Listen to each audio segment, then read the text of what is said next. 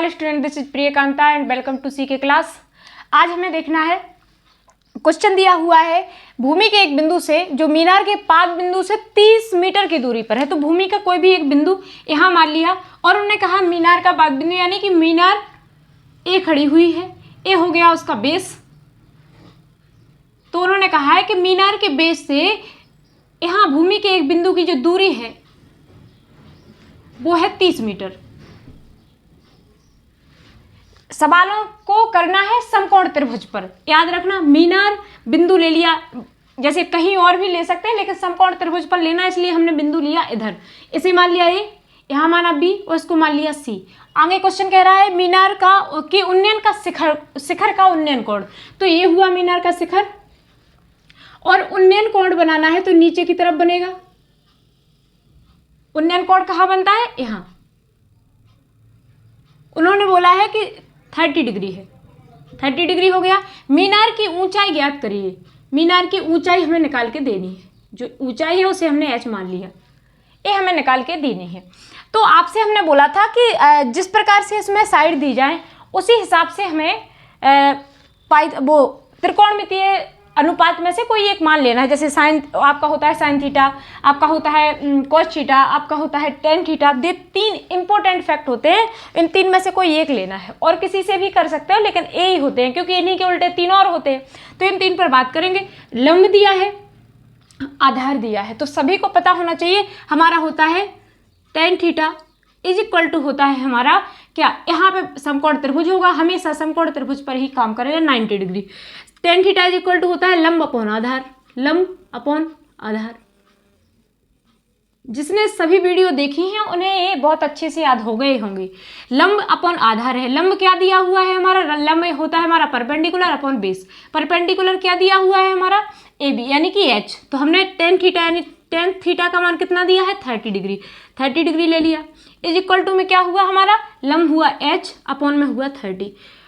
इसकी जो वैल्यू होती है वो होती है 1/√3। तो is equal to H upon 30। Cross multiply करेंगे, क्या करेंगे क्या, 30 को इधर ले जाएंगे तो हो जाएगा एच इज इक्वल टू 30/√3। अब करना क्या है, इसका रेशनलाइजेशन करना है। तो आपको लिखना है परमेयकरण करने पर, परमेयकरण करने पर करेंगे परमेयकरण, √3 का ऊपर मल्टीप्लाई, √3 का नीचे मल्टीप्लाई। तो आपका आ जाएगा क्या, √3 का √3 में मल्टीप्लाई होगा, ऊपर हो जाएगा 30√3 और नीचे हो जाएगा 3 से कट करेंगे तो 10 बार कट जाएगा। ये आपका आएगा 10√3 मीटर। मीटर है, सेंटीमीटर है, जो भी आपकी यूनिट है वो आपकी यूनिट आपका आंसर होगा। तो इस प्रकार से ये क्वेश्चन सॉल्व करना है। बहुत इंपॉर्टेंट क्वेश्चन है, आप ध्यान दें। सेकंड वाला क्वेश्चन है, नोट करते जाएं और पुनः एक बार और आप इसको सॉल्व करें। एक और क्वेश्चन है और कह रहा है भूमि से 60 मीटर की ऊंचाई पर एक पतंग उड़ रही है। तो उन्होंने बोला है भूमि यानी कि यहाँ से ले लिया हमने, इसे मान लिया हमने, ये हमारी भूमि यानी कि अर्थ। इससे ऊपर 60 मीटर ऊपर, कितने मीटर ऊपर? 60 मीटर ऊपर ए बी और यहाँ कहीं मान लेंगे हम सी। उन्होंने बोला है 60 मीटर ऊपर एक पतंग उड़ रही है, डोरी को अस्थायी रूप से भूमि के किसी बिंदु से बांध दिया गया है। यहाँ से ली और उस डोरी को भूमि के किसी भी एक बिंदु से बांध दिया गया। हमें बनाना है समकोण त्रिभुज। तो इस प्रकार से हो जाएगा, बांधा गया है। भूमि के साथ डोरी का झुकाव 60 डिग्री है। भूमि के साथ जो डोरी का झुकाव है यानी कि उन्नयन कोण बन रहा है हमारा 60 डिग्री का। यह मानकर कि डोरी को कोई ढीला मतलब जो है डोरी है वो ढीली नहीं है, टाइट है, तो टाइट ही है हमारी डोरी। इस प्रकार से उन्होंने बोला है लंबाई ज्ञात करनी है।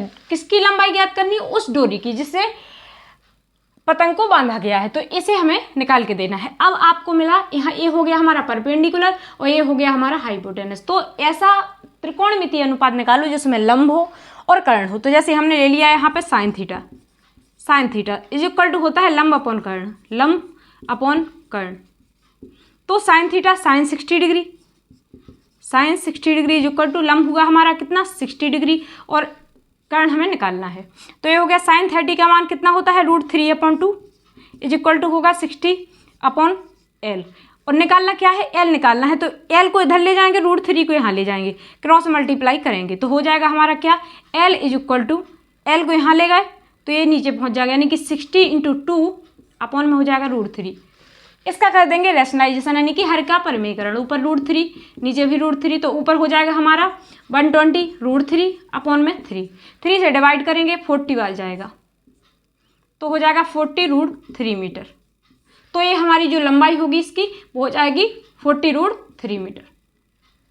इस प्रकार से इसका भी सॉल्यूशन हमारा आ गया है। हमारा एनसीईआरटी 10th क्लास से जो एनसीईआरटी में 9 चैप्टर है उसका सॉल्यूशन कराया जा रहा है। ये क्वेश्चन हमारे हर एग्जाम के लिए बहुत ही इम्पोर्टेंट है, बहुत ज़्यादा महत्वपूर्ण है। तो आपको एक क्वेश्चन जरूर ही हर परीक्षा में पूछा जाता है। तो चाहे आप किसी के एग्जाम की तैयारी कर रहे हो या फिर आप 10th क्लास में हैं तो आपके लिए है ही, क्योंकि आपकी बुक से है। बाकी एनसीईआरटी कंटेंट हर जगह पूछा जाता है, तो आपको बहुत अच्छे से इसको नोट करना है, सवालों को समझते जाना है। देखिए क्वेश्चन कह रहा है, क्वेश्चन नंबर 3 है आज का। क्वेश्चन नंबर 3 जो कह रहा है कि 1.5 मीटर लंबा एक प्रेक्षक है और एक चिमनी से 28.5 मीटर की दूरी पर है। एक चिमनी यानी कि ये खड़ी हुई है हमारी एक चिमनी, और यहाँ से 28.5 मीटर की दूरी पर एक प्रेक्षक खड़ा हुआ है और जिसकी ऊंचाई जो है 1.5 मीटर है। अगर इस लाइन को इस प्रकार खींच दिया जाए तो इस तरफ भी 1.5 ही होगी। और उन्होंने बोला है उसकी आंखों से चिमनी के शिखर का उन्नयन कोण 145 है। यहाँ से उन्नयन कोण 45 डिग्री का है। इसको माना ए, इसको मान लिया बी, इसे माना सी, इसको डी और इसको ई मान लिया। आगे बोला है चिमनी की ऊंचाई ज्ञात करो, तो हमें निकालनी है चिमनी की ऊंचाई। अगर बात करें आप, यदि आपको लिखना है ए बी की ऊंचाई, पूरी ए बी की ऊंचाई निकालनी है, तो हम करेंगे क्या, चिमनी की ऊंचाई निकालने के लिए करते क्या है, हमारा हो जाएगा A D plus B D. यानी कि कहने का मतलब ये है कि ए बी निकालने के लिए क्या करेंगे, ए से डी तक की जो दूरी होगी और डी से बी तक की, इन दोनों को ऐड कर देंगे तो ए निकल आएगी। यानी A B is equal to हम क्या लिख सकते हैं, ए डी का मान तो हमारा है एच और प्लस में करेंगे 1.5। यानी यदि हमारे पास एच की वैल्यू है उसमें 1.5 ऐड कर देंगे तो टोटल ए बी की ऊंचाई हमारी निकल आएगी। अब करेंगे क्या, तब त्रिभुज, हमारा जो त्रिभुज है ए डी ई में चलेंगे। तो ए डी ई में देखो इधर 28.5 है तो यहाँ भी 28.5 होगा, ठीक है। तो ये दोनों चीज़ें मिल गई हमें। ए हो गया हमारा लंब, ए हो गया हमारा आधार। ऊपर वाले त्रिभुज की बात हो रही है तो होगा क्या, लंब आधार है तो हम लगा सकते हैं tan theta. tan theta is equal to होता है लंब अपॉन आधार, लंब अपॉन आधार। तो हमारा लंब tan थीटा यानी कि tan 45 लंब हो गया हमारा h और आधार हुआ 28.5। tan 45 की वैल्यू होती है, tan 45 की वैल्यू हमेशा 1 होती है। यदि cot 45 की बात करें तो भी 1 होती है, याद रखना आप।